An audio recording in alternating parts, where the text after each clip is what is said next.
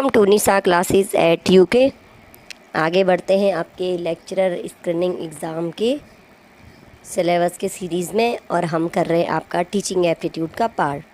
ठीक है, हमने यहीं से शुरू किया है और आगे हम सोच रहे हैं कि हम 3 दिन तो आपको टीचिंग एप्टीट्यूड करवाएंगे और 3 दिन आपके लिए हम जीएस वाला पार्ट करेंगे, जिसमें हम पहले करेंगे ये इंडिया का जीएस और उसके बाद हम करेंगे आपके लिए उत्तराखंड का सामान्य ज्ञान।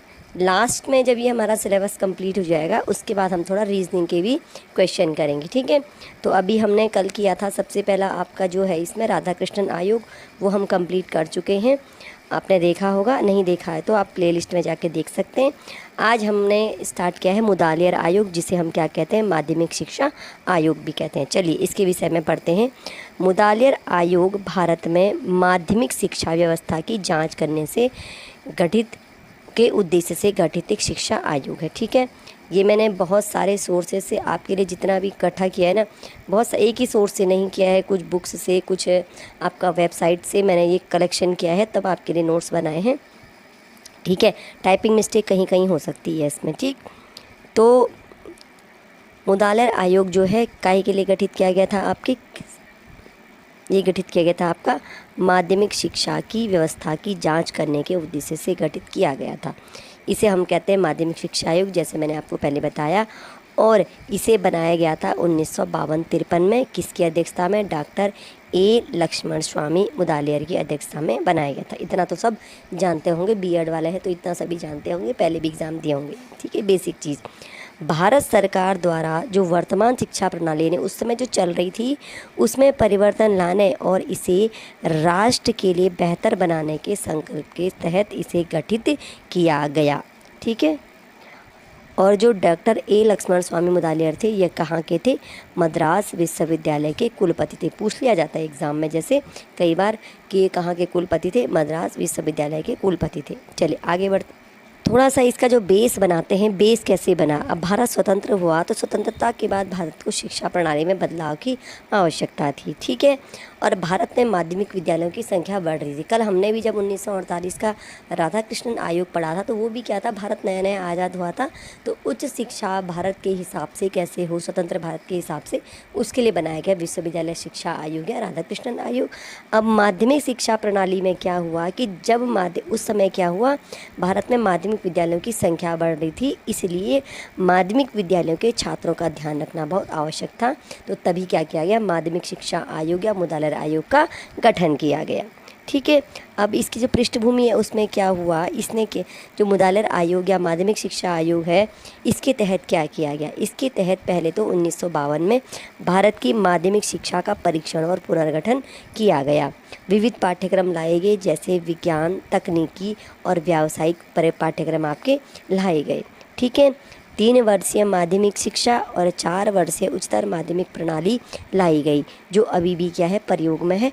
ठीक है, 3 वर्षीय अभी तक जो हमारी नई एजुकेशन पॉलिसी है उसके हिसाब से ये शायद नहीं है।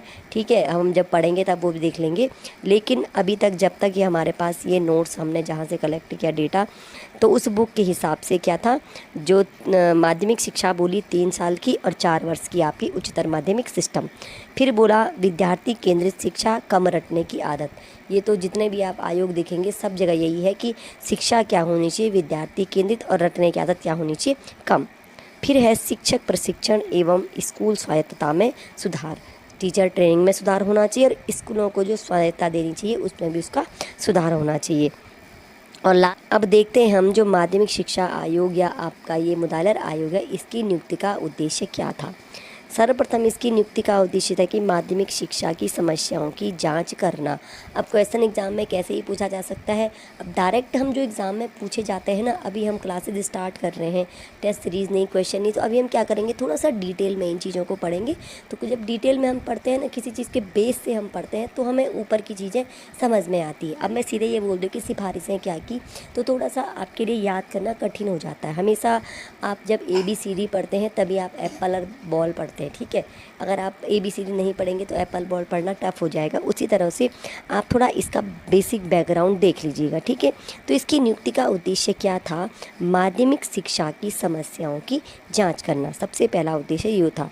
दूसरा था माध्यमिक शिक्षा के उद्देश्य, उसका संगठन और विषय वस्तु के लिए इसकी नियुक्ति की गई थी। किसके लिए? माध्यमिक शिक्षा के उद्देश्य, संगठन और उसके विषय वस्तु के लिए। फिर है प्राथमिक एवं उच्च शिक्षा से इसका संबंध, यानी माध्यमिक शिक्षा का प्राथमिक एवं उच्च शिक्षा से क्या संबंध है, इसके लिए इसकी नियुक्ति की गई थी। फिर है भारत की तत्कालीन माध्यमिक शिक्षा की स्थिति का अध्ययन करके उस पर प्रकाश डालना, ये भी इसकी नियुक्ति का उद्देश्य था कि उस समय जो हमारी माध्यमिक शिक्षा चल रही थी उसका हम अध्ययन करें और उस पर प्रकाश डालें और तब आगे के लिए हम कोई नई सिफारिश करें या इस तरह से आगे कैसे माध्यमिक शिक्षा चलेगी।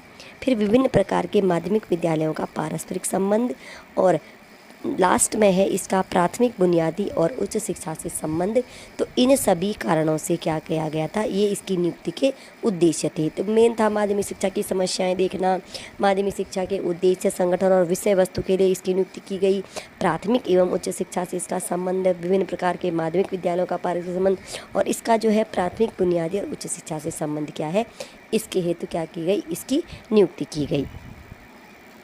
चलिए, और इसने अपनी रिपोर्ट प्रस्तुत की। कभी पूछ लिया जाए तो एक पॉइंट मैंने यहाँ पे ये भी डाल दिया, 29 अगस्त 1953 यानी 29 अगस्त 1953 को इसने अपनी रिपोर्ट प्रस्तुत की। किसने? मुदालिर आयोग या आपके माध्यमिक शिक्षा आयोग ने।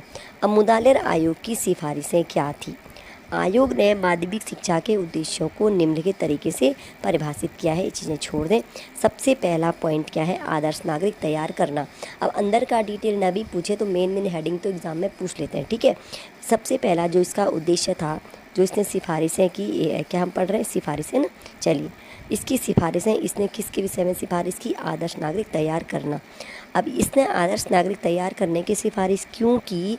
कि जब नया नया भारत आज़ाद हुआ था, हमारा गणतंत्र संविधान लागू हो चुका था, तो आयोग ने महसूस किया कि कोई भी राष्ट्र सामाजिक भावना के साथ साथ राष्ट्रीय भावना के बिना प्रगति नहीं की सकती है। तो नागरिकों में राष्ट्रीय भावना होनी ज़रूरी है प्रगति के लिए, ठीक है। इसलिए आयोग ने निर्धारित किया कि माध्यमिक शिक्षा का उद्देश्य ऐसे आदर्श नागरिकों का निर्माण करना होना चाहिए जो क्या है?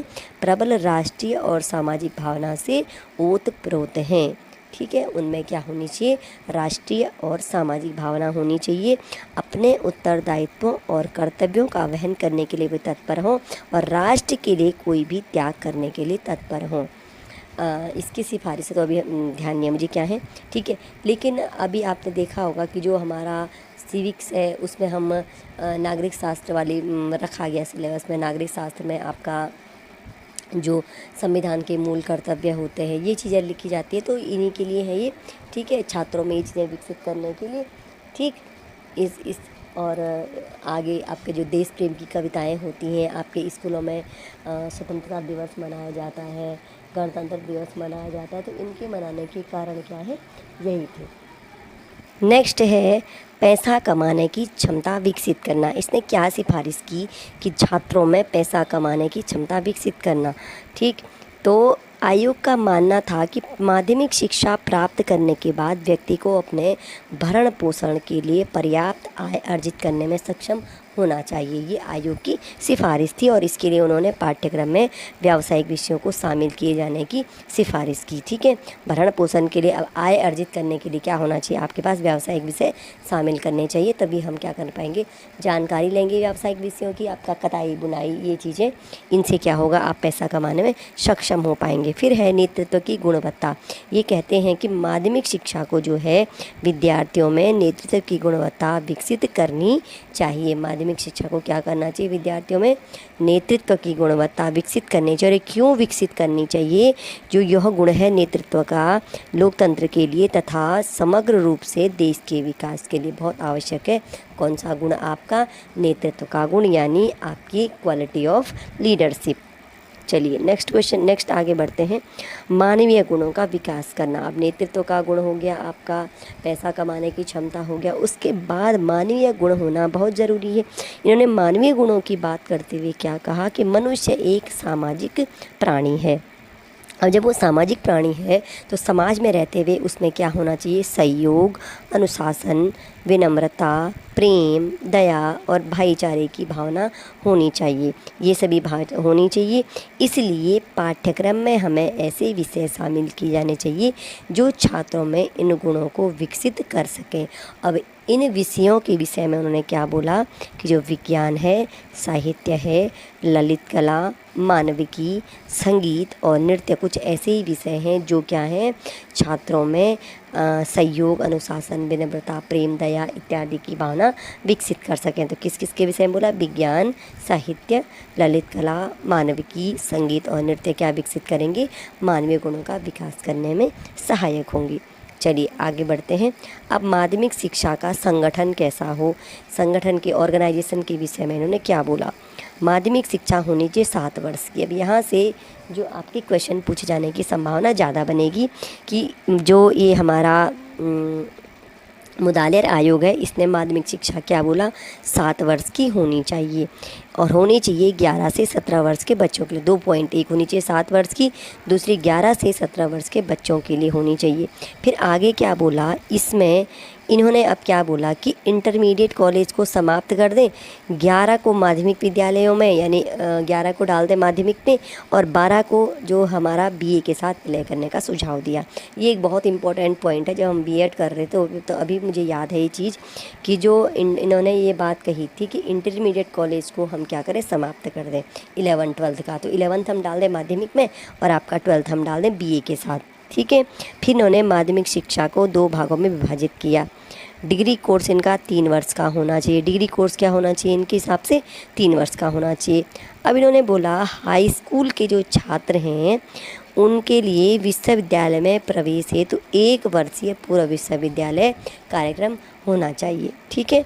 जब इन्होंने ये बात कही कि 11वीं को हम माध्यमिक में डाल दें और 12वीं को बीए में डाल दें, तो उन्होंने उसी समय ये बात कही कि जो हाई स्कूल के छात्र हैं जब वो विश्वविद्यालय में प्रवेश लेंगे तो उनके लिए 1 वर्षीय पूर्व विश्वविद्यालय पाठ्यक्रम होना चाहिए। फिर अब जो ये पूर्व विश्वविद्यालय यानी प्री यूनिवर्सिटी उत्तीर्ण छात्र हैं इनको व्यावसायिक पाठ्यक्रमों में प्रवेश की अनुमति दी जानी चाहिए। तो जब हम सीरीज़ में चीज़ें पढ़ेंगे तो कनेक्टिविटी होगी और कनेक्टिविटी जब चीज़ें कनेक्ट होती जाती हैं तो याद करने में थोड़ा सा आसानी रहती है। अब इन्होंने पहले ये बात बोली कि 1 वर्षीय पूर्व विश्वविद्यालय प्री यूनिवर्सिटी प्रोग्राम और प्री यूनिवर्सिटी में जो उत्तीर्ण होंगे उनको व्यावसायिक पाठ्यक्रमों में प्रवेश की अनुमति दी जानी चाहिए। फिर इन्होंने बोला विद्यार्थियों की विभिन्न क्षमताओं का ध्यान रखने के लिए बहुउद्देशीय विद्यालय स्थापित किए जाने चाहिए। ये भी माध्यमिक शिक्षा आयोग की बहुत बड़ी विशेषता है कि इन्होंने किसके लिए बोला? बहुउद्देशीय विद्यालयों की बात की। और क्योंकि विद्यार्थियों की विभिन्न क्षमताओं का ध्यान रखते हुए, अलग अलग विद्यार्थियों में अलग अलग क्षमता होती है ना, तो इसलिए क्या होने चाहिए? बहुउद्देशीय विद्यालय स्थापित किए जाने चाहिए। फिर इन्होंने बोला तकनीकी शिक्षा के लिए कि केंद्रीय तकनीकी संस्थानों के साथ साथ बड़ी संख्या में स्कूल खोले जाने चाहिए। जो इस तकनीकी संस्थानों तकनीकी शिक्षा के लिए केंद्रीय तकनीकी संस्थानों के साथ स्कूल खोले जाने चाहिए। फिर ऐसे संस्थान, अब जो ये तकनीकी शिक्षा के लिए उन्होंने बोला कि जो तकनीकी संस्थानों के साथ बड़ी संख्या में स्कूल खोले जाने चाहिए, ऐसे संस्थान कारखानों के पास खोले जाने चाहिए। जो तकनीकी संस्थान हैं वो कहाँ खोले जाएंगे? कारखानों के पास, ताकि क्या हो, जब प्रैक्टिकल हो तो छात्र यहाँ से प्रैक्टिकल नॉलेज ले सकें, व्यावहारिक प्रशिक्षण ले सकें। अभी भी जब हम डिप्लोमा कोर्सेज़ करते हैं तो डिप्लोमा कोर्सेज़ के लिए हमेशा क्या होता है आपका क्या कहते हैं उसे, इंटर्नशिप जो प्रोग्राम होता है तो वो व्यावहारिक प्रशिक्षण के लिए ही होता है, ठीक है। तकनीकी शिक्षा के वित्त पोषण के लिए उद्योगों पर औद्योगिक शिक्षा कर लगाया जाना चाहिए। ये भी इन्होंने बात की कि तकनीकी शिक्षा के जो वित्त पोषण है उसके फाइनेंसिंग के लिए उद्योगों पर क्या लगाएंगे? औद्योगिक शिक्षा कर लगाया जाना चाहिए। पब्लिक स्कूलों को 5 वर्ष के बाद माध्यमिक स्कूलों के रूप में पुनर्निर्मित किया जाना चाहिए। अब जो पब्लिक स्कूलें हैं उन्हें 5 वर्ष बाद माध्यमिक स्कूलों के रूप में पुनर्निर्मित किया जाना चाहिए। लड़के और लड़कियों को सह शिक्षा कोएड, ठीक है, को एजुकेशन के माध्यम से समान शिक्षा, एक ही प्रकार की शिक्षा देंगे लड़के और लड़कियों को, लेकिन लड़कियों के लिए गृह विज्ञान शिक्षण का प्रावधान होना चाहिए। और यही बात आपके राधा कृष्णन आयोग ने भी की थी कि महिलाओं लड़कियों के लिए गृह विज्ञान जैसे सब्जेक्ट होने चाहिए। तो उस समय का माहौल कुछ ऐसा ही था महिलाओं के लिए, ठीक है। तो महिलाओं के लड़कियों के लिए क्या बोला, गृह विज्ञान शिक्षण का प्रावधान होना चाहिए। अभी कुछ टाइम पहले तक लगभग जब शायद उत्तराखंड आपका 2000 से पहले जब यूपी बोर्ड चलता था तो गृह विज्ञान अनिवार्य नहीं, गृह विज्ञान लड़कियों के लिए गृह विज्ञान होता था, बॉयज़ के लिए नहीं होता था, ठीक है। ये चीज़ें तो हमारी बिल्कुल अपने सामने की देखी हुई चीज़ें हैं, ठीक है। तो जहाँ आवश्यक हो वहाँ लड़कियों के लिए स्कूल खोले जाना चाहिए, जहाँ पर ज़रूरत हो वहाँ पे लड़कियों के लिए आप अलग से स्कूल खोलें, जैसे गर्ल्स स्कूल वगैरह की बात इन्होंने की, ठीक है। तो ये सारे पॉइंट आप पॉज करके आराम से धीरे धीरे पढ़िए। ऐसा कुछ इसमें समझाने का है नहीं कि हम आपको कोई क्वेश्चन सॉल्व करवा रहे हैं, या थोड़ा सा ये होगा कि जब हम बोलते हैं तो आपको थोड़ा सुनने में चीज़ें याद होती हैं। आप कई बार कुछ काम कर रहे हैं तो चीज़ों को सुन के भी आप याद कर सकते हैं। कोएड की इन्होंने बात की, और कोएड में इन्होंने बोला कि लड़कियों के लिए क्या होना चाहिए, गृह विज्ञान शिक्षण। पाठ्यक्रम करिकुलम के लिए इन्होंने क्या कहा, कुछ अनिवार्य विषयों का अध्ययन सभी विषयों के विद्यार्थियों के लिए अनिवार्य कर दिया। क्या कि इन्होंने कुछ अनिवार्य विषय रखे जिनका अध्ययन सभी विद्यार्थियों के लिए अनिवार्य कर दिया। इसके अलावा अब एक तो अनिवार्य विषय रखे, ठीक है, दूसरा उन्होंने वैकल्पिक विषय भी रखे, और वैकल्पिक विषयों को इन्होंने 7 समूहों में विभाजित किया। वैकल्पिक विषयों को कितने समूह में विभाजित किया, 7 समूह में विभाजित किया, ताकि विद्यार्थी अपनी पसंद के विषय भी पढ़ सकें। अनिवार्य तो है ही, कंपलसरी, लेकिन जो वैकल्पिक हैं हमारे पास उनके लिए विद्यार्थी अपने चॉइस के हिसाब से उनको चूज़ कर सके, ठीक। चलिए आगे बढ़ते हैं। अब अनिवार्य विषय में इन्होंने क्या बोला, क्षेत्रीय भाषा या मातृभाषा या शास्त्रीय भाषा और मातृभाषा का संयुक्त रूप, या तो क्षेत्रीय भाषा या मातृभाषा, या तो क्षेत्रीय भाषा या मातृभाषा अनिवार्य है, या शास्त्रीय भाषा और मातृभाषा का संयुक्त पाठ्यक्रम। पहली बात ये इन्होंने अनिवार्य विषय के रूप में बोला, भाषा के विषय में क्षेत्रीय भाषा या मातृभाषा या शास्त्रीय भाषा और मातृभाषा का संयुक्त पाठ्यक्रम। चलिए दूसरा उन्होंने क्या बोला, निम्नलिखित भाषाओं में से एक। फिर उन्होंने और भाषाओं, इनमें से एक और भाषा, वो तो हो गई पहली वाली कंपलसरी। फिर निम्नलिखित भाषाओं में एक भी अनिवार्य है। उनमें से कौन कौन आएगा, एक शास्त्रीय भाषा, इनमें से एक लेना है, ठीक है, एक शास्त्रीय भाषा, हिंदी के अलावा एक और भारतीय भाषा, उन्नत अंग्रेजी उनके लिए जिन्होंने पहले अंग्रेजी पढ़ी थी, और प्रारंभिक अंग्रेजी माध्यमिक स्तर पर इसका अध्ययन करने वाले छात्रों के लिए। तो पहले जब जो हमारे उत्तराखंड में हमने देखा है कि जो प्राइमरी स्कूल होते थे, बेसिक स्कूल, वहाँ पे 5वीं कक्षा तक इंग्लिश नहीं पढ़ाई जाती थी, ठीक है। तो माध्यमिक स्तर पर यानी कक्षा 6 पे ही क्या होता था, इंग्लिश स्टार्ट की जाती थी। तो यहाँ पे इनके लिए प्रारंभिक अंग्रेजी ABCD लिखना सिखाया जाता था कक्षा 6 में, 6th क्लास में ABCD सिखाई जाती थी। तो उनके लिए शायद ये प्रारंभिक, जो मैं एप्लीकेबल चीज़ें बोल रही हूँ जो हम अपने सामने देखी हैं, ठीक। और उन्नत अंग्रेजी की बात इन्होंने उन छात्रों के लिए कही होगी जो 1st से लेकर 5th तक अंग्रेजी पढ़ रहे थे, यानी इंग्लिश मीडियम के स्कूलों में पढ़ाई कर रहे थे, या जैसे आपके अगर किसी ने सरस्वती शिशु मंदिर से पढ़ा हो तो वहाँ पे भी क्या होता था, इंग्लिश सब्जेक्ट रखा जाता था। ये पहले अंग्रेजी पढ़ चुके छात्र होते थे, ठीक है।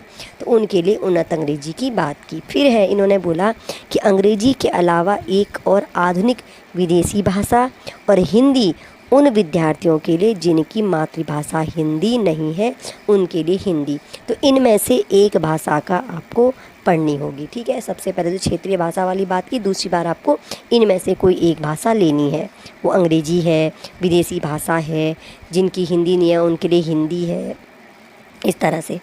चले अब उन्होंने क्या बोला, और क्या बोला अनिवार्य में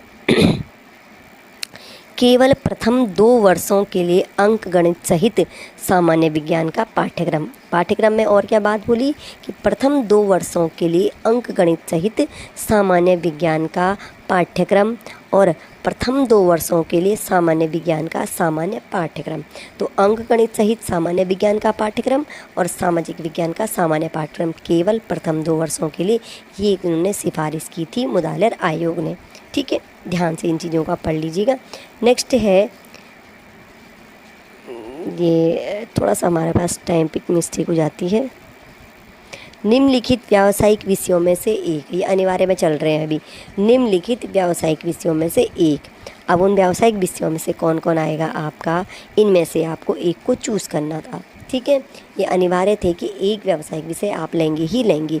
बढ़ईगिरी, बागवानी, मुद्रण, जिसमें क्या आएगा, कताई और बुनाई, कढ़ाई, सिलाई कढ़ाई और कटाई और लोहार का काम। तो ये इतने प्रकार के आपको एक व्यावसायिक विषय लेना पड़ेगा। बढ़ईगिरी, बागवानी, मुद्रण, जिसमें कताई बुनाई है, कढ़ाई, सिलाई कढ़ाई और कटाई और आपका लोहार का काम। मतलब ये आपका टेलरिंग का काम, ये देखिए ये टेलरिंग का है, ये कढ़ाई का है, ये कताई बुनाई का है जो नीटिंग होती है। ठीक है, ये आपका बागवानी, हॉर्टिकल्चर, ये बढ़ईगिरी और लोहार का काम, ये अनिवार्य विषय के तहत थे। ठीक, अब इन्होंने वैकल्पिक में क्या क्या बोला, जो आप पसंद के हिसाब से आप ले सकते थे। वैकल्पिक विषयों को 7 समूहों में विभाजित किया गया और मेन बात क्या है, जो प्रत्येक छात्र के लिए किसी भी समूह के उन समूहों में जो विषय हैं उनके 3 विषयों का अध्ययन करना अनिवार्य कर दिया गया। और समूह और उनके कुछ विषय इस प्रकार हैं। अभी भी जब आप कोई फॉर्म भरते हैं तो ग्रुप होता है ना, जैसे PCM ग्रुप होता है आपका, CBZ होता है, आपके आर्ट्स में भी ग्रुप बनते हैं कि ये समूह है, ये विषय होने चाहिए, तभी आप क्या होंगे, एलिजिबल रहते हैं। ठीक है, सबसे पहले उन्होंने विज्ञान की बात की, विज्ञान समूह जिसे साइंस स्ट्रीम जैसे पढ़ा है हम सभी ने। तो इस समूह में निम्नलिखित विज्ञान समूह में कौन कौन विषय शामिल किया। अब इनमें से 3 लेना अनिवार्य था। ठीक है ना, 7 समूह में वर्गीकृत किया और 7 समूहों में से भी आपको हर समूह में से क्या करना पड़ेगा, जिस भी समूह को आप ले रहे हैं उनमें से आपको 3 विषय लेने अनिवार्य हैं। तो विज्ञान विषय समूह में क्या है, रसायन विज्ञान, केमिस्ट्री, भौतिक विज्ञान, जीव विज्ञान, प्राणी विज्ञान या स्वास्थ्य विज्ञान, गणित और भूगोल। ये तो आपका विज्ञान समूह में आ गया। ऑब्वियसली आपका केमिस्ट्री आएगा, फिजिक्स आएगा, आपका बायो आएगा, यहाँ पे जूलॉजी, बॉटनी, आपका ये स्वास्थ्य विज्ञान और आपका मैथ्स और आपका ज्योग्राफी। तो ज्योग्राफी भी किस में था आपका, ये आपके विज्ञान समूह में था। फिर है मानविकी समूह यानी ह्यूमैनिटीज़। ह्यूमैनिटीज़ में क्या आएंगे आपके, गणित, गृह विज्ञान या होम साइंस, संगीत, भूगोल, इतिहास, अर्थशास्त्र या नागरिक शास्त्र और अनिवार्य विषय समूह से न ली गई एक भाषा या शास्त्रीय विषय भाषा। जो अनिवार्य विषय समूह की बात हो रही थी, अगर वहाँ पे आपने कोई भाषा नहीं ली है तो वहाँ से नहीं ली गई कोई एक भाषा, मनोविज्ञान या तर्क शास्त्र।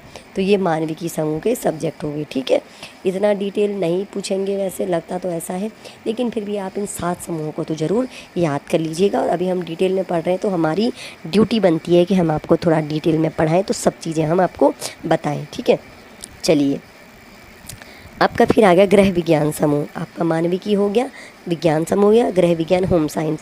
यह समूह, अब जो होम साइंस है, विशेष स्तरीय छात्राओं के लिए होता था। जब हम भी हाई स्कूल में थे तो उत्तराखंड नहीं बना था, तो उस टाइम पे भी यही कल्चर था। उसके बाद का तो मुझे जानकारी नहीं है, लेकिन उस समय भी यही कल्चर था कि जो हाई स्कूल में छात्राएँ मैथ्स नहीं लेती थी, ये साइंस स्ट्रीम की नहीं होती थी, वो क्या पढ़ती थी, आपका मैथ्स नहीं पढ़ती थी, वो पढ़ती थी होम साइंस। अब होम साइंस में 4 में से 3 विषय पढ़ाना अनिवार्य। तो उन्होंने पहली बात बोल दी थी कि भाई हम 7 समूह रख रहे हैं, इन समूहों में से आपको क्या करना है, समूह के अंदर के 3 विषय पढ़ना अनिवार्य है। अब गृह विज्ञान समूह में आपके 4 विषय हैं और 4 में से आपको 3 विषय पढ़ना अनिवार्य है। यह आ गया आपका गृह नर्सिंग, गृह अर्थशास्त्र, मातृत्व एवं बाल कल्याण और पोषण एवं पाक कला। तो 4 चीज़ें थी, गृह नर्सिंग, गृह अर्थशास्त्र, मातृत्व एवं बाल कल्याण और पोषण एवं पाक कला। ये आपके गृह विज्ञान समूह के अंतर्गत। तो इनमें से कितने लेने ज़रूरी हैं, 3 लेने आपको कंपलसरी हैं। फिर आ गया आपका वाणिज्य समूह यानी कॉमर्स वाला जो स्ट्रीम होता है। कॉमर्स में हम क्या पढ़ेंगे, वाणिज्यिक, भूगोल या अर्थशास्त्र और नागरिक शास्त्र के तत्व, वाणिज्यिक अभ्यास, आशुलिपि और टंकण जो आपकी टाइपिंग होती है, और बही खाता, ये चीज़ें आपकी वाणिज्य समूह में। यहाँ से भी कंपलसरी क्या होंगी, 3 आपको लेने होंगी चूज़ करके, ठीक है। तो क्या आएगा वाणिज्य समूह में, वाणिज्यिक, भूगोल या अर्थशास्त्र और नागरिक शास्त्र, वाणिज्यिक अभ्यास, आशुलिपि और टंकण और बही खाता, ठीक। फिर आ गया आपका तकनीकी समूह, आपका टेक्निकल ग्रुप। टेक्निकल में क्या आएगा आपका, व्यावहारिक विज्ञान, विद्युत इंजीनियरिंग के तत्व जो इलेक्ट्रिकल इंजीनियरिंग होती है, ज्यामितीय ड्राइंग और अनुप्रयुक्त गणित। पहले एक अप्लाइड मैथमेटिक्स चलता था, जो बच्चे साइंस स्ट्रीम के नहीं होते थे, आर्ट्स स्ट्रीम में पढ़ते थे, तो आर्ट्स स्ट्रीम में जो छात्राएं होती थी उनके लिए होम साइंस, और जो बॉयज़ होते थे वो क्या पढ़ते थे, आपका अप्लाइड मैथमेटिक्स, और ये आपका ज्यामितीय ड्राइंग होता है, ठीक है। इसको अब ये इंजीनियरिंग ड्राइंग भी आप अगर डिप्लोमा वगैरह में देखेंगे, ठीक, ये चीज़। और मैकेनिकल इंजीनियरिंग के तत्व, उनकी बेसिक्स यहाँ पे कराई गई, व्यावहारिक विज्ञान, विद्युत इंजीनियरिंग, ज्यामिति ड्राइंग, अनुप्रयुक्त गणित और मैकेनिकल इंजीनियरिंग के तत्व, ये आएंगे आपके टेक्निकल ग्रुप में। चलिए, फिर आ गया आपका कृषि समूह। तो कृषि भी एक विषय के रूप में होता था पहले, अब तो शायद पता नहीं है, लेकिन जब यूपी बोर्ड चलता था तो कृषि समूह भी एक होता था, ठीक है। कृषि समूह में इन्होंने क्या रखा, वनस्पति विज्ञान और कृषि रसायन विज्ञान बहुत ज़रूरी है, पशुपालन, आपका बागवानी और बाग बगीचा और सामान्य कृषि, ये किस में आएंगे, कृषि समूह में। कृषि समूह में ध्यान दीजिएगा, वनस्पति विज्ञान, कृषि रसायन, पशुपालन आएगा, बागवानी बाग बगीचा आएगा और सामान्य कृषि, ये किस में आ जाएंगे, आपके कृषि समूह के अंतर्गत आएंगे। फिर है ललित कला, जिसको फाइन आर्ट्स है, इसमें 6 विषय हैं आपके फाइन आर्ट्स में। इसमें क्या आएगा आपका फाइन आर्ट्स में, चित्रकला, फोटोग्राफी, ड्राइंग एवं स्केचिंग, नृत्य, संगीत एवं इतिहास। तो नृत्य एवं संगीत ये आएंगे आपके फाइन ललित कला में, चित्रकला आएगी, फोटोग्राफी आएगी, ड्राइंग एवं स्केचिंग आएगा, और हिस्ट्री आपका किस में आ जाएगा, ललित कला में आ जाएगा, ठीक है। और फिर अब ये तो पाठ्यक्रम समाप्त हो गया, अब बात करेंगे थोड़ी सी शिक्षण विधियों के विषय में। जो आप टीचिंग मेथड्स पढ़ते हैं ना, उस समय इन्होंने टीचिंग विधियों के विषय में क्या कहा। आयोग ने बोला कि जब पाठ्यक्रम सबसे अच्छा पाठ्यक्रम और सबसे उत्तम पाठ्यक्रम, बहुत अच्छा पाठ्यक्रम भी अगर हमने बना दिया मृत प्राय, तब तक उसको यूजफुल नहीं है, वो निर्जीव है, वो बिल्कुल शून्य है, निरर्थक है, जब तक सही शिक्षण पद्धति और सही प्रकार के शिक्षक द्वारा जीवन में नहीं उतारा जाता। तो शिक्षण विधियों के विषय में इन्होंने क्या बोला कि जो भी पाठ्यक्रम आप अच्छा बनाओ, लेकिन जब सही शिक्षण पद्धति होगी और सही प्रकार का शिक्षा होगा तो ही क्या होगा, वो काम का होगा, वरना तो वो निरर्थक है। जो पद्धतियाँ हैं वो क्या होनी चाहिए, गतिशील और वैज्ञानिक होनी चाहिए। ये नहीं कि हम 50s की पद्धति आज पढ़ा रहे हैं, ठीक है ना, 20वीं सदी की पढ़ा रहे हैं शिक्षण पद्धतियाँ। तो शिक्षण पद्धतियाँ गतिशील, डायनेमिक होनी चाहिए और वैज्ञानिक तरीके से होनी चाहिए, ठीक है। जो अद्यतन चल रहा है ना, पुरानी वाली तो नहीं चलेंगी, तो गतिशील होनी चाहिए, वैज्ञानिक। चलिए, अब सिफारिशें क्या की इन्होंने शिक्षण विधियों के बारे में। शिक्षण की विधियों का उद्देश्य, अब शिक्षण की जो मेथड है ना, उनका उद्देश्य क्या है, ज्ञान प्रदान करना तो है ही, विद्यार्थियों में मानवीय मूल्यों, वांछनीय मूल्यों, जिन मूल्यों की ज़रूरत है, और कार्य के प्रति उचित दृष्टिकोण तथा आदतों का विकास करना है। तो हमारी शिक्षण विधियां हैं, टीचिंग मेथड है, उनका उद्देश्य क्या होना चाहिए, ज्ञान तो देना ही देना है, जब पढ़ा रहे हैं तो नॉलेज तो देंगे, लेकिन इसके अलावा विद्यार्थियों में मानवीय मूल्य, वांछनीय मूल्यों और कार्य के प्रति उचित दृष्टिकोण और आदतों का विकास करना है, ये तो होना ही चाहिए। दूसरा है शिक्षण के जो तरीके हैं, आप जिन तरीक़ों से शिक्षण कर रहे हो उनसे क्या होना चाहिए, विद्यार्थियों को काम के प्रति लगाव पैदा करने में मदद मिलनी चाहिए। अब बोरिंग तरीके से नहीं पढ़ाना है, ठीक है। फिर है शिक्षण में मौखिकता और याद करने से हट कर, ये तो अभी भी आप न्यू एजुकेशन पॉलिसी देखेंगे, आरटी देखेंगे, आप एनसीईआरटी देखेंगे, सब जगह यही है कि जो मौखिकता और याद करना, जो रटना है ना, इसको छोड़ करके उद्देश्यपूर्ण, ठोस और यथार्थवादी स्थितियों के माध्यम से सीखने पर जोर देना चाहिए। शुरू से ही जब भी आयोग बने हैं तो यही बात की गई है कि आप रटना याद करना हटाइए, आप उद्देश्यपूर्ण, ठोस और यथार्थवादी स्थितियों के माध्यम से सीखने पर जोर देंगे, यानी अप्लाइड तरीके से आप सीखने पे जोर देंगे। और इस उद्देश्य के लिए क्या करेंगे, आप व्यवहार में गतिविधि विधि और प्रोजेक्ट विधि के सिद्धांतों का पालन किया जाना चाहिए। जब टीचिंग करेंगे तो टीचिंग करने के लिए आपको क्या करना पड़ेगा। गतिविधि विधि और प्रोजेक्ट विधि के सिद्धांतों का पालन करेंगे। ठीक है, 2 है आपकी गतिविधि विधि और प्रोजेक्ट विधि, इसकी इन्होंने बात की। फिर इन्होंने बोला कि जो सीखने के तरीके हैं, जो आपके लर्निंग के तरीके हैं, बच्चों को कक्षा में प्राप्त ज्ञान को उनके सामने आने वाली विभिन्न समस्याओं पर व्यवहारिक रूप से लागू करने में सक्षम होना चाहिए। अब जिस तरीके से आप बच्चों को सिखा रहे हैं, तो बच्चे अब कक्षा में ज्ञान प्राप्त करेंगे तो उस प्राप्त ज्ञान से क्या होना चाहिए, उनके सामने आने वाली विभिन्न समस्याएं आएंगी तो उस ज्ञान का प्रयोग वो अपनी समस्याओं को समाधान करने में लगाएंगे। ठीक है ना, विभिन्न समस्याएं जो उनके सामने आएंगी व्यवहारिक रूप से वो उस ज्ञान को उन पर लागू करने में सक्षम बने। तो इस तरीके से पढ़ाना है। जैसे जनरल सी बात है कि आप छोटे बच्चे को, आप स्कूलों में बच्चे को पढ़ाते हैं कि हमें पानी वेस्ट नहीं करना, पर्यावरण पढ़ाते हैं। तो हम पर्यावरण पढ़ाने का उद्देश्य क्या है कि कहीं पे आपका पानी वेस्ट हो रहा है तो क्या करेंगे बच्चे, उस सीखते हैं आपने पानी वेस्ट करना नहीं है। तो बच्चे रास्ते में चल रहे हैं, कहीं पे नल खुला हुआ है तो बच्चों को क्या करना है, उसको नल बंद करना है। कहीं पे कैसी चीज़ों का यूज़ करना है। ठीक है, अब धीरे धीरे जैसे आपका बच्चों का माहौल वैसा है तो अब ये अब जो वर्तमान समय है इसमें आपका गुड टच बैड टच बच्चों को सिखाया जाता है। तो इन सब का उद्देश्य क्या है, यही है कि बच्चों के सामने जो विभिन्न समस्याएं आने वाली हैं व्यावहारिक रूप से वो उन समस्याओं को समाधान में अपने ज्ञान को प्रयोग कर सकें। ठीक है, आपका मैथमेटिक्स है, मैथमेटिक्स सीख रहे हैं, आप जोड़ घटाना गुणा भाग सीखते हैं, आप शॉप में जाते हैं शॉपिंग करते हैं तो उनका यूज़ कर सकते हैं। तो इस प्रकार की इन्होंने बात की। थोड़ा मैं डिटेल इसलिए बता रही हूँ आपका थोड़ा इंटरेस्ट बढ़ जाए, थोड़ा बोरिंग ना हो। ठीक है, चलिए फिर है अब जो शिक्षण की विधियाँ हैं उनसे क्या होना चाहिए, छात्रों को बोलने और लिखने दोनों में स्पष्ट सोच और स्पष्ट अभिव्यक्ति विकसित करने के पर्याप्त अवसर मिलने चाहिए। अब ऐसे टीचिंग मेथड होने चाहिए कि आप छात्र जो है बोल सकें और स्पष्ट रूप से लिख सकें। ठीक है, जब वो बोलेंगे और जब वो लिखेंगे तो उनकी सोच और अभिव्यक्ति विकसित हो। ठीक है, वो उनकी सोच भी स्पष्ट हो जाए और उनकी अभिव्यक्ति भी स्पष्ट हो जाए। पढ़ा तो दिया लेकिन न छात्र बोल पा रहा है उस बात को, न लिख पा रहा है, तो ऐसा पढ़ाना से बढ़िया है कि आप थोड़ा सा बच्चों को इस तरीके से पढ़ाएं कि वो पढ़ाई हुई चीज़ों को स्पष्ट रूप से समझ सकें, उनकी अभिव्यक्ति कर सकें और उसके लिए उन्हें क्या होना चाहिए, पर्याप्त रूप से अवसर प्रदान। आप जो लिखा है तो पढ़ ही रहे होंगे ना, मैं तो बोल रही हूँ थोड़ा सा एक्सप्लेन करके, है ना। ठीक है, छात्रों को पहाड़ा पढ़ाया, ठीक है, पहाड़ा टेबल्स पढ़ाए, पहाड़ा पढ़ाया, तो पहाड़ा इस तरीके से पढ़ाए कि वो जब फिर उन्हें कैसे अवसर प्रदान करेंगे, उन्हें कहीं पे उसका यूज़ करने के लिए बोलेंगे, आगे खड़ा करके उन्हें सुनाने के लिए बोलेंगे, कहीं पे कोई समस्या दी गई सामान लेने के लिए कहीं पे उन्हें बोला गया, स्पष्ट रूप से अपने गुणा का प्रयोग करने के अवसर दिए जाएं। तो इस प्रकार के उन्हें अवसर मिलने चाहिए।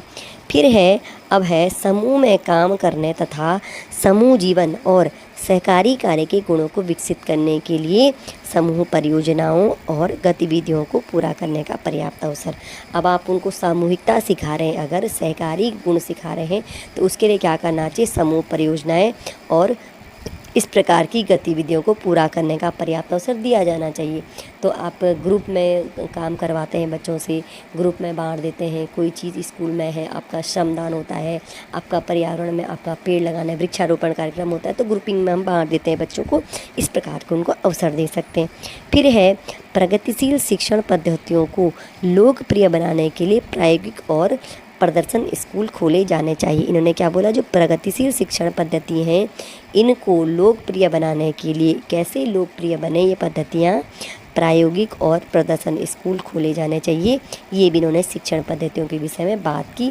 और फिर इन्होंने बोला कि सह पाठ्यचर्या संबंधी को करिकुलर जो एक्टिविटीज़ होती हैं ये शिक्षा का अभिन्न अंग होनी चाहिए, तो बहुत ज़रूरी भी है। तो इसमें मुझे तो ऐसा लग रहा है ये माध्यमिक शिक्षा आयोग या मुदालर आयोग पढ़ के कि बहुत सी जेन्युइन बातें इन्होंने की हैं, काफ़ी बातें ऐसी हैं तो जब हम पढ़ते थे तो मुझे लगता है सारी चीज़ें यही एप्लीकेबल भी होती थी। ठीक, फिर है इस आयोग के गुण क्या हैं, छोड़िए ज़रूरी देख लेते हैं, इसमें भी वही है।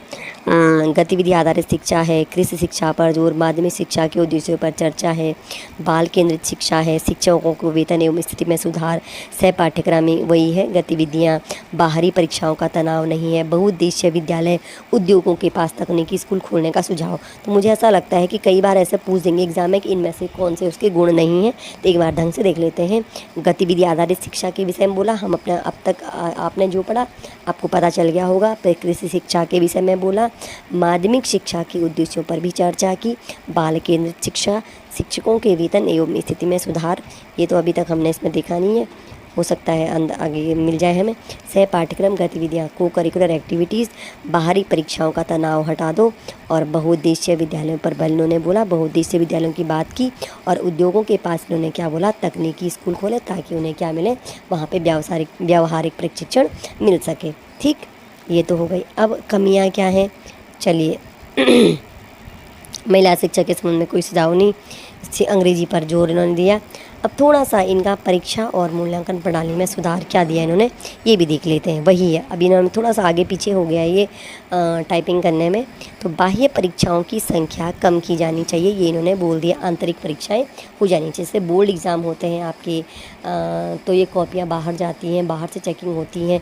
तो इन्होंने क्या बोला, गृह परीक्षाएं, आंतरिक परीक्षाएं ज़्यादा होनी चाहिए, बाह्य परीक्षाओं की संख्या कम की जानी चाहिए। फिर है योग्यता के वस्तुनिष्ठ परीक्षण शुरू करके तथा प्रश्नों के प्रकार में परिवर्तन करके व्यक्तिपरकता को न्यूनतम किया जाना चाहिए। अब इन्होंने बोला कि जो योग्यता है उसके लिए वस्तुनिष्ठ परीक्षण शुरू किया जाए, ऑब्जेक्टिव टाइप, जैसे आप आजकल ज़्यादा देखते हैं, आप कॉम्पिटिटिव एग्ज़ाम देते हैं तो सारा क्या होता है, ऑब्जेक्टिव टाइप। और प्रश्नों के प्रकार में क्या करना चाहिए, परिवर्तन, जिससे क्या हो जाएगा, व्यक्तिपरकता को न्यूनतम किया जाना चाहिए। तो वैसे भी जब आप पढ़ते हैं तो आप परीक्षण में पढ़ते हैं कि किस प्रकार के टेस्ट ज़्यादा वैलिड होते हैं, तो जो क्या होते हैं आपके व्यक्तिनिष्ठ न होकर के वस्तुनिष्ठ होते हैं। तो इन्होंने भी यही बात बोली थी कि व्यक्तिपरकता को हम कम करना चाहते हैं। फिर इन्होंने बोला रटने को हतोत्साहित किया जाना चाहिए। ये तो सब जगह है कि जो परीक्षा प्रकार है, रटने को हतोत्साहित करके तर्क संगत समझ को प्रोत्साहित किया जाना चाहिए।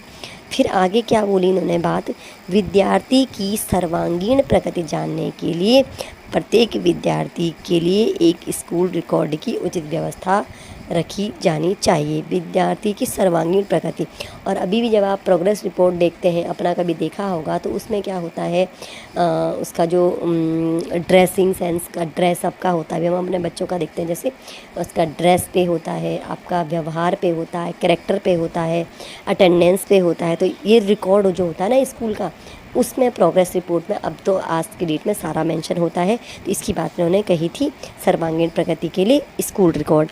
फिर है बाह्य और आंतरिक परीक्षाओं में विद्यार्थियों के काम का मूल्यांकन और ग्रेडिंग करने तथा स्कूल रिकॉर्ड बनाए रखने के लिए संख्यात्मक अंकन के बजाय प्रतीकात्मक अंकन, ये इन्होंने बहुत इंपॉर्टेंट बात बोली कि संख्यात्मक अंकन के बजाय प्रतीकात्मक अंकन। जैसे आज की डेट में आप CBSE बोर्ड में देखते हैं तो क्या है, ग्रेडिंग सिस्टम चल रहा है, आपका नंबर नहीं देते हैं 100, 90 या आपका 90, 95 मार्क्स नहीं आते हैं, बल्कि ग्रेडिंग सिस्टम है ABCD इस तरह से।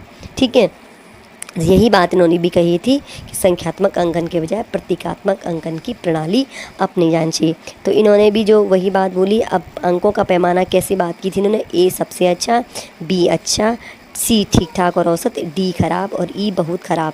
तो मुझे ऐसा लगता है कि अभी भी यही अभी जो न्यू सिस्टम में चल रहा है CBSE वगैरह में, तो यही चलता है। A तो आपका उत्कृष्ट होता है, B थोड़ा नॉर्मल, C ठीक ठाक, और इस तरह से ये इन्होंने 5 अंकों के पैमाने की बात की। थोड़ा याद रखने लायक चीज़ यही है कि 5 अंकों के पैमाने की इस्तेमाल की किसके लिए, प्रतीकात्मक अंकन के लिए। कहीं कहीं पे इसे सांकेतिक अंकन की लिखा गया है, तो एक ही चीज़ मानना, सांकेतिक और प्रतीकात्मक। ठीक, अलग अलग नोट्स में, अलग अलग बुक्स में, अलग अलग जो हमारे पास सोर्सेज हैं, तो अलग अलग थोड़ा भाषा में बदलाव है। ठीक है, फिर है इन्होंने माध्यमिक विद्यालय पाठ्यक्रम पूरा होने पर केवल एक सार्वजनिक परीक्षा होनी चाहिए। इन्होंने क्या बोला कि जब माध्यमिक विद्यालय का पाठ्यक्रम पूरा हो जाए तो एक क्या होनी चाहिए, सार्वजनिक परीक्षा होनी चाहिए, केवल एक। ठीक, जो अभ्यर्थी परीक्षा उत्तीर्ण कर चुका है और किसी अतिरिक्त विषय में अर्हता प्राप्त करना चाहता है वो आगामी परीक्षा में बैठ सकता है। ये सिस्टम जो अभी हम ये कह रहे हैं ना कि उत्तीर्ण कर चुका है, तो जैसे कई छात्र होते थे वो मैथ्स बैकग्राउंड के होते थे, आपने मैथ से इंटर कर लिया तो उसके बाद बायो से भी इंटर करते थे। ठीक है, तो यही बात यहाँ पे इसमें सामने आ रही है, अतिरिक्त विषय में अर्हता प्राप्त करने के लिए आगामी परीक्षा में बैठ सकता है। फिर प्रदान किए जाने वाले प्रमाण पत्र जो सर्टिफिकेट होंगे उनमें विभिन्न विषयों में स्कूल परीक्षाओं के परिणाम तथा स्कूल रिकॉर्ड, जो सर्टिफिकेट लास्ट में मिलेगा उसमें क्या होगा, स्कूल विभिन्न विषयों में स्कूल परीक्षा के परिणाम, स्कूल रिकॉर्ड का सार के साथ साथ विभिन्न विषयों में सार्वजनिक परीक्षा के परिणाम भी शामिल होने चाहिए। तो एक सार्वजनिक परीक्षा की जिन्होंने बात की, इसके परिणाम के साथ साथ स्कूल परीक्षा के परिणाम और स्कूल रिकॉर्ड, ये सब किस में होना चाहिए, जो लास्ट में आपको सर्टिफिकेट मिलेगा उसमें ये चीज़ें क्या होनी चाहिए, मेंशन होगी। ठीक है, ये तो उन्होंने बोला परीक्षा प्रणाली और मूल्यांकन के लिए। अब फिर इन्होंने थोड़ा सा कार्य समय और अवकाश के विषय में क्या बोला, बहुत ज़्यादा है इन चीज़ों के बारे में। बाद में आपको क्या कराएंगे ना, जब ये क्लासेस हो जाएंगी तो आपको क्वेश्चनर इन्हीं से बना के देंगे। ठीक है, और अगर आप जिन सोर्सेज से पढ़ रहे हैं तो उन सोर्सेज पर भी डिपेंड रहिए, उनको मत छोड़िए। अपनी बुक वगैरह जो भी आपने रखी है उसको एक बार ज़रूर पढ़ लीजिएगा।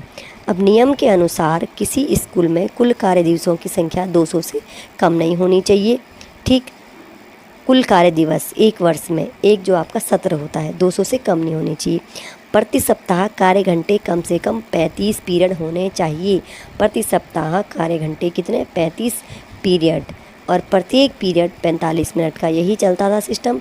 ठीक है, स्कूलों को सप्ताह में 6 दिन का नियमित, सोमवार से आपका शनिवार, इनमें से एक दिन आधा दिन का होना चाहिए जब शिक्षक और छात्र अनौपचारिक रूप से मिल सकते हैं और विभिन्न पाठ्येतर और सामाजिक परियोजनाओं पर काम कर सकते हैं। एक दिन हाफ डे बोला इन्होंने, हफ्ते में 6 दिन स्कूल होंगे, कुल कार्य दिवस 200 से कम नहीं होंगे, और प्रति सप्ताह कार्य घंटे कम से कम 35 पीरियड और प्रत्येक पीरियड आपका 45 मिनट की बात की। फिर इन्होंने क्या बोला, आमतौर पर वर्ष के दौरान 2 महीने की गर्मी की छुट्टी होनी चाहिए और वर्ष के दौरान उपयुक्त अवधि में 10 से 15 दिनों का अवकाश होना चाहिए। ये मेरी समझ में नहीं आया। आमतौर पर वर्ष के दौरान 2 महीने की गर्मी छुट्टी और वर्ष के दौरान इस अवधि में क्या होना चाहिए, 10 से 15 दिनों का अवकाश होना चाहिए।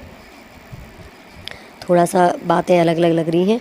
माध्यमिक शिक्षा आयोग की रिपोर्ट को वास्तव में क्या कहा जाता है, शिक्षकों के लिए बाइबिल कहा जाता है। ठीक है, ये चीज़ ध्यान रखना कि जो माध्यमिक शिक्षा आयोग की रिपोर्ट है इसे शिक्षकों के लिए बाइबिल कहा जाता है, और यह भारत के विकास में, शिक्षा के विकास में एक मील का पत्थर है। ठीक है, चलिए ये तो हमारे काम का नहीं है। और इसकी जो वर्तमान शिक्षा प्रणाली जो हम तक जो चल रही थी वहाँ पे इसको प्रयोग किया गया।